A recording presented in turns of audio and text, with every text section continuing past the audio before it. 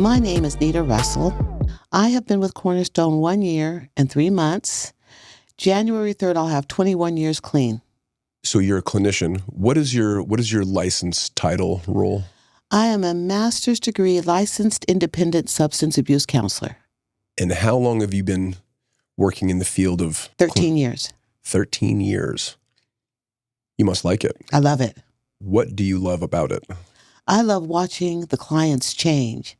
I love watching them get courage. I love going to Walmart and somebody that was in group with me weighed 90 pounds last year, and now they're slightly overweight and they have teeth. The teeth is a thing. Better chunky than a junkie. That's right. That's right. A little sober belly never hurt anybody. Right. When did you become interested in working in behavioral health? When I got clean and sober, it was 2005. And I went to outpatient treatment. And I had this wonderful clinician. And I knew that's what I wanted to do. And so I got busy and I went back to school, and I stayed in school 6 years till I got that master's. First of all, congratulations. Second of all, that's amazing. What is it that continues to draw you into this type of work? I know that it can be, for some people, it can be burdensome to take on other people's burdens. How do you work through that? What is it that's still so romantic about the work for you? You know, I know it sounds cliche, but there's a deep satisfaction that I get. You know, I can get tired, but it never fails that one day I'll say I'm tired and I'm running away from home. And then the next day I'm at Denny's, and some girl that lost her kids through DCS has her kids with her, and she's got 5 and 7 years clean. And I'm like, I must be doing something right. That's amazing. So you were drawn to it when you went to treatment yourself. Exactly. By meeting a clinician. Exactly. What was that clinician's name? Her name was Rosemary Abernathy. What a name. Yes. Rosemary Abernathy, yes. Rosemary Abernathy. Do you keep up with her? Rosemary has moved out of state, and I remember calling her to tell her I was in school, and I'll never forget what she said. And it almost brings tears to my eyes. She said, well, of course you are. And I'll never forget that. Those people in our lives, those touchstones where we really grow and look backward and we remember them forever. They do that to us. We have that emotional response when we think about them. Oh, yeah. Who else in your life is a big touchstone like that? Dave Smith. Dave Smith? Yeah. From here? No. Dave Smith was a counselor at Harbor Lights, and my sponsor, Mike. And in what way did they touch your life so that your perspective has been changed ever since? When I felt that I was not going to make it, they were right there telling me that I would. When I was at my home group, all the people that came before me, it was wonderful to be understood, because there comes a point when, at least for me, when I realized that I was insane. And I remember calling my sponsor and telling her, I just found out that I'm crazy. And she said, what was your first clue? You know, it wasn't the rest of the world. It was me. And then when I realized, well, I'm the one that messed everything up, she said, just like you messed everything up, you have the power to change everything. And that's the truth. It is, and it's powerful. Oh, it is. It's powerful. The trouble with victim mentality, generally speaking, is that, well, let's start with the benefit. The benefit of victim mentality is that it's not my fault. Oh, yeah. I didn't do this to me. I'm not the reason this is like this.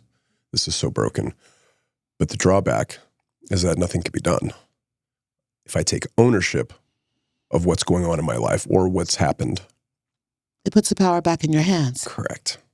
Even if I have been legitimately had the short end of the stick in terms of circumstances, doesn't mean that I have to live in that. That's exactly right. That's exactly right. So what is it that's different or special about Cornerstone? Well, I'm going to tell you what, I love Cornerstone. I love me some Cornerstone. Cornerstone has it all. I've worked for different treatment facilities, and I'm going to tell you something. We treat the whole person, biopsychosocial. We go above and beyond for our clients. It's not just about substance abuse. It's about their mental health. It's about the support of the family. It's about the aftercare of the family, that when you get done with treatment, you'll have a navigator with you. About the whole community, the way the counselors work together, and we can come together and we can do the best. We can get input from other counselors and end up doing the best for our clients. I might miss something that another counselor gets. Can you describe the culture at Cornerstone? Or how would you describe the culture? How's that? I would describe the culture as extremely loving,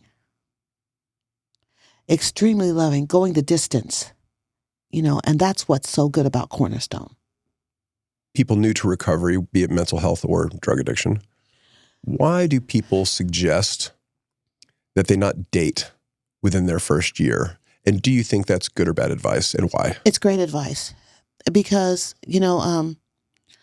relationships can be addictions. So you've stopped using your drugs and your alcohol, and now you're depending on this person to make you feel good. So the person, let's say you and the person break up, then you're crushed. What's the first thing we want to do?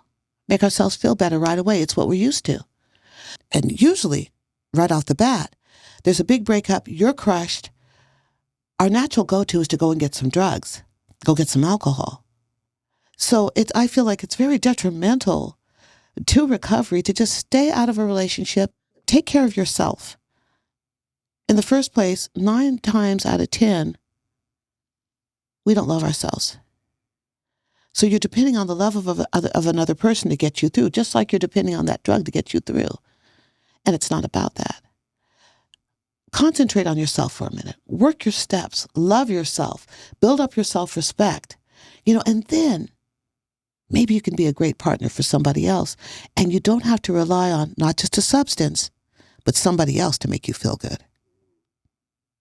How important is spirituality to long-term recovery? And what would you say to the atheist or agnostic who's sort of like, I don't want that, I just want to get better? Well, there are meetings for agnostics. There's meetings for atheists. And I would suggest that you use the spiritual principles behind the steps. If you don't want to talk about God, I understand. But those spiritual principles behind those first steps will hold you together, and also the fellowship. The fellowship is a power greater than yourself. It's obvious. That person over there came in here. They now have 20 years clean, but they came in here broke, busted, and disgusted. And now their lives have changed. And if that's not God, I don't know what is. So if I've never been to treatment, but my life is falling apart, be it mental health, substance use, a combination, my life's fallen apart. I'm contemplating getting help, but I'm suspicious. I don't want to spend the money. I don't want to use my insurance. I don't want to be made to believe certain things. I'm skeptical. Can I just run this through ChatGPT and do this myself? Help me understand why I don't need to be so scared of asking for help. Don't be scared of going to treatment. Be scared of what's going to happen if you don't go to treatment. Dig that. Slippery slope. I guess that's what brings a lot of us in, isn't it? Yeah. You get stuck between the pressure, the discomfort of change versus the discomfort of not changing. I can't do this anymore. I can't get high like this anymore, but I'm afraid to go over there. Well, being over here where you are in your addiction, it's not working too well, is it? So why not? Why not go over there and just take that chance? Because you're worth it. How frequently as a clinician do you see someone get over the fence, come into treatment, and then try to talk themselves out of it in the first week or two? Well, a lot of people try to talk themselves out of it. Number one, you haven't had any drugs or alcohol for maybe a week. You're feeling very uncomfortable. And we're used to the familiar and the usual, even if it's killing us. Mm-hmm. And it's like you have the agitation of not having your drugs or alcohol. And it's like it's pulling you. But see, it's the groups.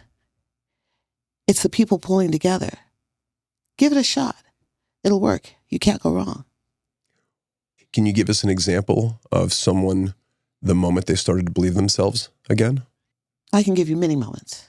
But one of the most profound was there was this young man, and he was very belligerent. He didn't want to be there. And we were in group, and we were talking about denial and rationalization. And the light went on in his eyes, and he burst into tears. And the whole group got up and gave him a group hug. And I told him that I loved him. Everybody else told him that they loved him. And I told him I know exactly how he feels because I am a recovering addict. And I told him this is not as good as it's going to get. And I'm an example. That in and of itself can be hard to hear. People who have been beaten down have a hard time envisioning a future that's different / better than their past. What would you say to someone who is on the precipice of great things? Like you just gave a great example. This isn't as good as it's going to get. What else would you say? I would ask them, do you really think that the life you've been living is the life that you were born to have? Do you honestly think that? And then I would tell them, okay, so maybe things weren't so great before you started getting high and getting drunk. So maybe what you're measuring change by, is if you stop doing these drugs and alcohol, then since all you've known is misery and trauma before then, maybe you think that since that's all you've known is that if you stop doing these drugs here, then you've got to go back to this here.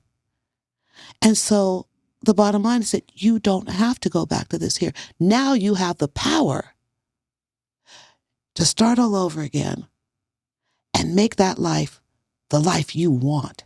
A third way. There it is. How significant are the results of that third way that you're describing? Is this like a little better? Is it a lot better? What makes it so? What makes it so is that we learn how to cope with life.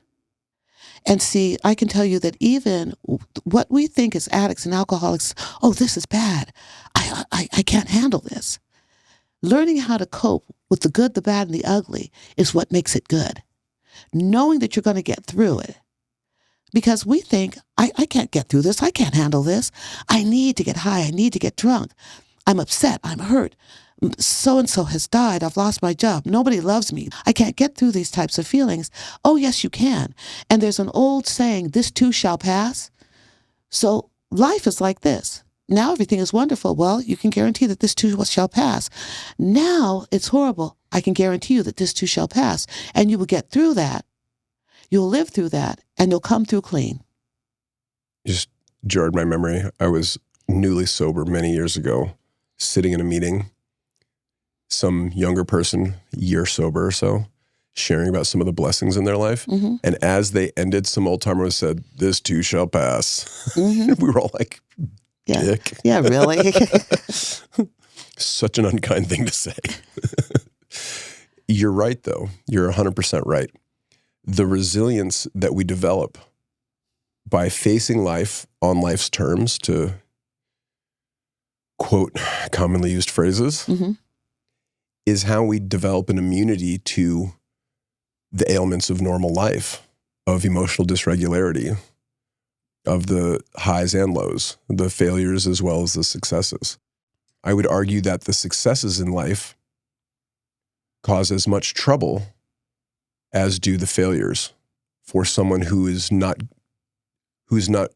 adept at handling either. It's called celebratory. You know, oh, I'm doing well now. I've got an apartment now. I've got a car now. It wouldn't hurt for me to just have a drink on Friday. You know, it's like, oh, yes, it will. Because the main thing is that what sets us apart is when you get it down in your heart and you know for a fact that one is too many and 1,000 is never enough. When you know it, when you know that you know that you know, the ball's in your court. If you honestly know that if you take this one drink, you won't stop, I suggest that all you have to do is look back at your patterns. When were you ever successful when you took one? We all start with one day. Like a child in the Arizona summer, in my air-conditioned home or apartment, looking out the window, thinking it doesn't look that bad out there. It doesn't look that bad, but it is. It's bad out there. Oh, it's bad. You work with men and women. Mm-hmm. What have been some of the bigger challenges you've seen women new to recovery facing? Well, there's also the stigma from society. You're a woman, you should be at home with the kids. You know, it's more acceptable, should I say, that men get out there and they do what they want to do. But for a woman to get out there and leave her kids, she must be a really bad person. Mm. Also, there's something that people don't think of is that on the street, women are more prey to violence and abuse. There's not too many men that get taken advantage of in different ways, but women do. So I think that we come in, and also it's a known fact that women that are alcoholics, the abuse, the physical deterioration is much quicker than men. There's the guilt, the shame of not being there for the kids, the shame of you're a woman and you're out here. You must be a this or you must be a that. Mm. You know, so you come in with a little more trauma, a little more guilt, and a little more shame. Maybe that speaks to why we see so many more men asking for help than women. Oh, yeah. I want to say it's 3-1. Yeah. 3-1 men to women. Well, we're also caretakers, and, you know, well, I don't want to leave the kids and go to treatment. You know, my husband says, I don't need that. My kids say, I don't need that. And I can't leave them here by themselves. I've got to take care of them. I've heard the same reason given by women who are not caring for their children because they're in DCS and they're in foster care. Mm-hmm. For the same exact reason. Right. Which is interesting because it's a fallacy with truth nested inside the core. You do need to be there for your children. Mm-hmm. You do need to be the glue that holds your family together to some greater or lesser degree. Oh, yeah. So the desire to do that is real. For example, I'll tell you about a young man who wanted to leave treatment early to go and financially support his wife and children in South America somewhere. They had gotten into financial trouble, this and that. And he says, I'm not there to take care for them. And I said, how much money have you sent them in the last 6 months? Well, I you know, why would that be different now? When right now you are investing in the type of father and husband and provider that they need. Exactly. And you know that they need it, Mm-hmm. which is why you're feeling like you're pulled there. But if you leave here tonight and are doing fentanyl by tomorrow, they will not get what it is you want to give them. You could invest the next few months in really building a foundation in recovery, and then you could be there for the long haul. But it's hard to discern between that natural urge to want to be there for our loved ones and whether or not I'm using that as an excuse to not do the heavy lifting in front of me. What is one of your favorite cases from memory? Somebody that you keep up with today? Oh, God, there's so many people. There's so many clients that are, you know, they're looking for me. They wonder where I am, you know, and, you know, I see people out in the rooms. They've become nurses. People think that they can't do these things because, well, I'm a felon and I'm a this. Oh, yeah, you can. I've seen it happen. I've had sponsees that are making more money than me. You know, they're nurses. They're, you know, they've gone back to school. They've gotten their GEDs. They're thriving. They're not just surviving. They're really thriving. And I mean this. This is not to be cliche. We can do anything we want to do.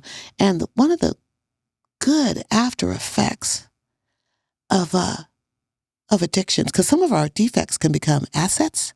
We have a drive when we want something.